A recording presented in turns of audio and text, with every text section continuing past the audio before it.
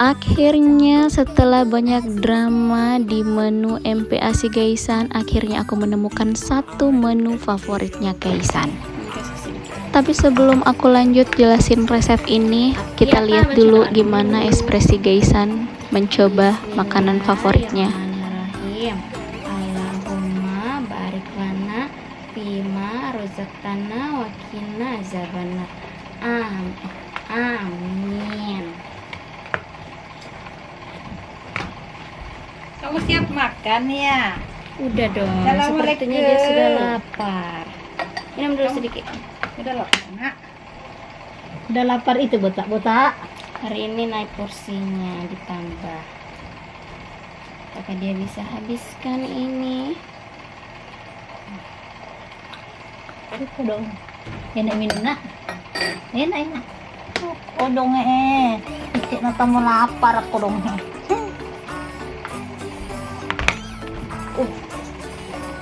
Nyam. Makanan favoritnya ini tuh. Wah ini guys, makanan favoritnya guys anu. Kentang, ayam, wortel, tempe.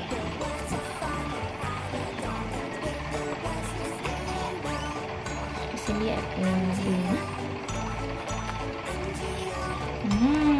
Makanan favoritnya itu. Terbalik ini sanduknya.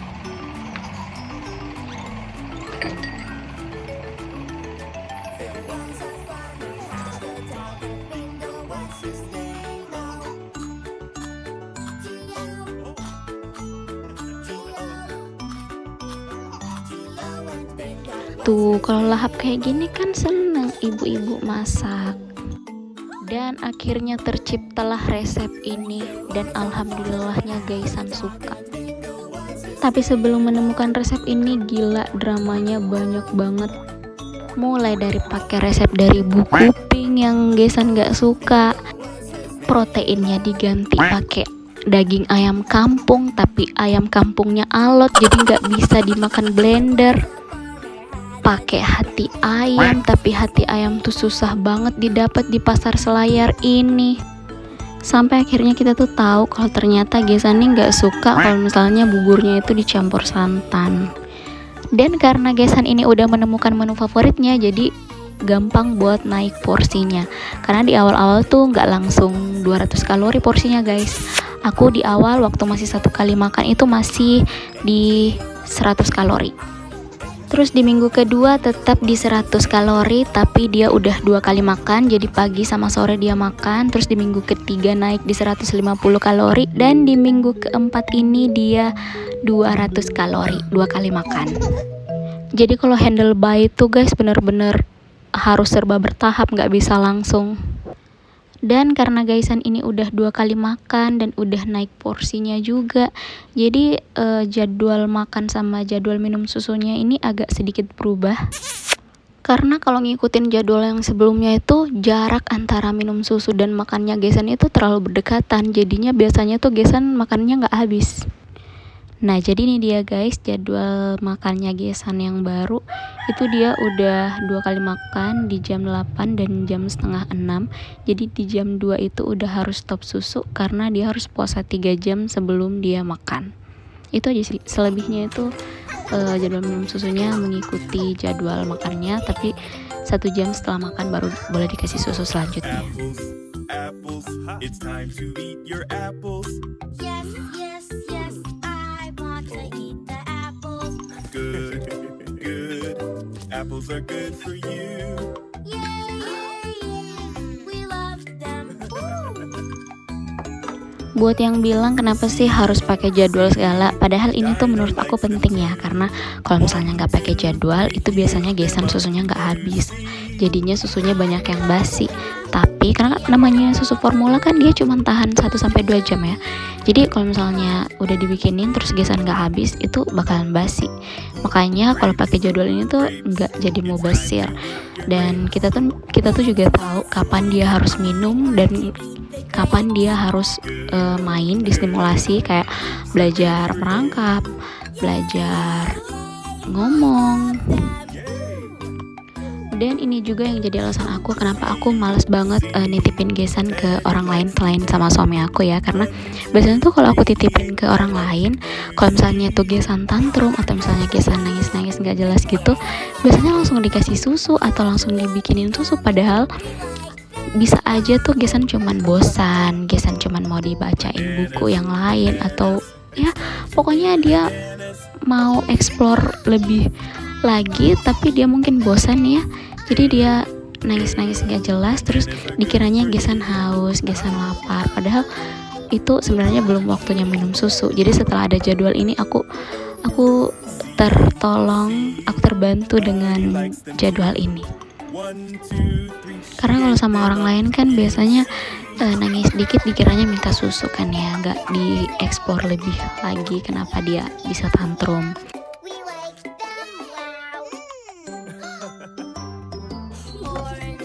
Orange, it's time to eat. Nah, sebelum aku lanjut buat jelasin resep baru MPASI-nya gesan ini, aku mau tegasin dulu ya kalau di sini aku nggak asal-asalan bikin resep, karena aku juga nggak mau berat badan anak aku stuck nggak naik setiap bulan, atau bahkan berat badannya terlalu naik sampai dia obesitas. Aku juga nggak mau kayak gitu ya. Karena kalau menurut aku ya, yang aku tahu, berat badan anak itu setelah 3 bulan dia harus naik paling tidak 500 gram per bulan ya, atau paling minimal itu di usia 1 tahun dia udah mencapai 3 kali berat badan lahir. Kayak gesan ini berat badan lahirnya 3,1, di usia 1 tahun itu paling minimal dia harus 3 kali dari 3,1 itu. Jadi berat badan ideal untuk bayi itu nggak harus gemuk ya, karena bisa jadi terlalu gemuk juga nanti jadinya obesitas. Tapi yang bagus itu katanya yang gizinya seimbang. Makanya kalau bikin resep itu harus diperhatikan guys, gizinya harus seimbang. Dan selain gizinya harus seimbang, itu katanya kalau bikin MPASI itu harus enak guys. Nggak boleh, karena saking sehatnya itu MPASI sampai makanannya itu jadi aneh, sampai kita aja orang tuanya gak mau makan tuh MPASI. Jadi syaratnya itu pertama katanya harus enak, terus tentu aja harus bahan-bahan yang fresh karena ini buat anak bayi, dan juga cara masaknya, bahan-bahannya itu harus higienis karena takutnya anaknya mencret ya. Makanya resep di buku pink itu sebenarnya udah bagus banget, resepnya udah disiapin sama pemerintah. Cuman masalahnya di sini gesan nggak suka resepnya, jadinya aku harus ganti resepnya. Tapi aku nggak ganti total ya, aku hanya ganti resepnya aja, tapi kalorinya per bahannya itu aku tetap samain di buku pink. Nah, pertama untuk karbohidratnya di sini aku pakai kentang ya, karena kayaknya gesan tuh nggak suka kalau pakai nasi, jadi aku ganti pakai kentang. Jadi untuk kentang ini aku pakai 45 gram ya guys, karena 45 gram kentang sama dengan 30 gram nasi putih, itu kalorinya sama-sama 38 kalori guys, jadi sama aja. Jadi karbonya aku ganti kentang 45 gram. Terus untuk protein hewaninya aku juga ganti pakai dada ayam, karena awalnya pakai hati ayam tapi susah didapat di pasar Selayar, jadi aku pakai dada ayam. Dada ayamnya juga 45 gram ya, karena kan di buku pink itu pakai telur ya, kalorinya sekitar 74 kalori, dan satu butir telur itu setara dengan 45 gram dada ayam, kalorinya sama-sama 74. Dan untuk lemaknya, karena gesan ini nggak suka santan kayaknya ya, jadi aku ganti pakai minyak. Aku di sini pakai minyak sekitar 7 ml, karena kan di santan itu pakai 30 ml santan kental, itu kalorinya 70 kalori, dan itu setara dengan 7 ml minyak goreng. Dan untuk protein nabatinya di sini aku nggak ganti ya, aku tetap pakai tempe 10 gram, itu kalorinya ada sekitar 19 kalori. Dan untuk seratnya aku di sini juga nggak ganti, aku tetap pakai wortel, itu sekitar 10 gram, kalorinya 4. Dan aku perlu tegasin juga di sini kalau untuk MPASI itu sayurnya atau seratnya itu nggak usah banyak-banyak, karena anak itu bisa sembelit karena kebanyakan serat. Dia nggak terlalu butuh serat dulu, dia itu butuhnya lebih banyak protein dan juga lemak. serat itu untuk kita orang dewasa. Jadi kebalikannya ya, kalau kita orang dewasa lebih banyak membutuhkan serat, kalau anak bayi itu enggak guys. Mereka itu cuman butuh sedikit serat, mereka itu lebih membutuhkan protein dan juga lemak untuk masa pertumbuhannya mereka. Bentar sebelum lanjut, ini Gesan udah selesai makan ya guys, kita lihat dulu.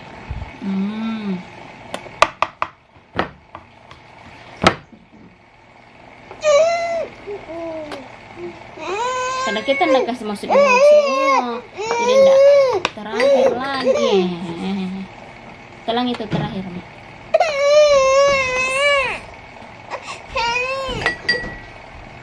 Yeay, habis.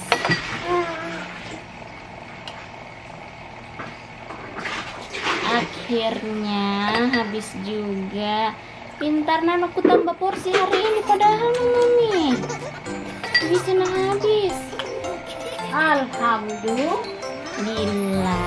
Berapa menit makan anakku deh ini. Nah, jadi satu kali masak ini masakannya bisa sampai 115 sampai 117 gram.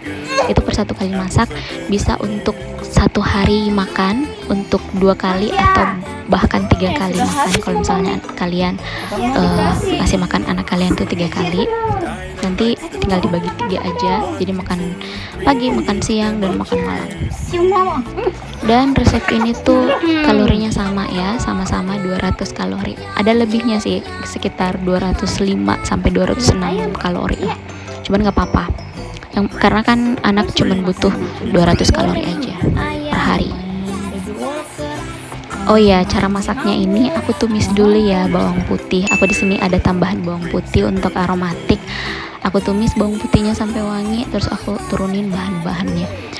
Nanti lebih jelasnya aku bakalan bikin videonya lagi sih, karena aku tuh biasanya masak malam-malam setelah Gesan tidur di jam 8 itu aku baru masak MPASI, karena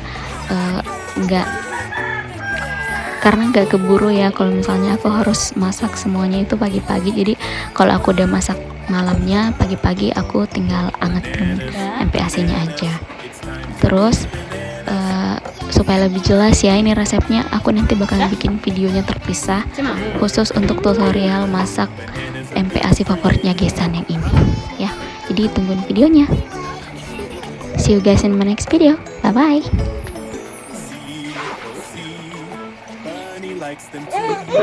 Ini teman-teman ini. Gave them up, you see.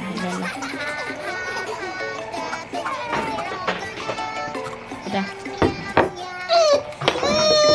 Dulu.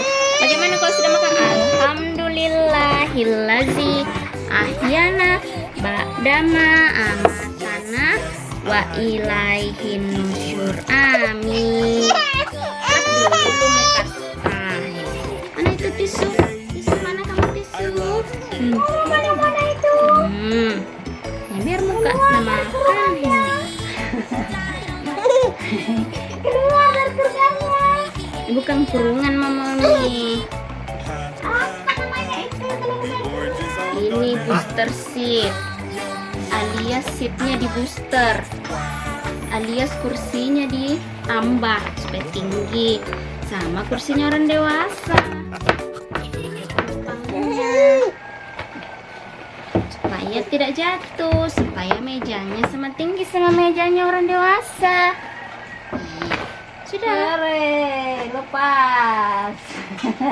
Gigi. Hore. Biar rambut makan.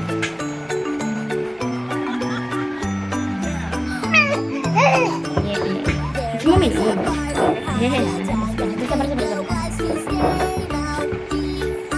Dari menjaga hole.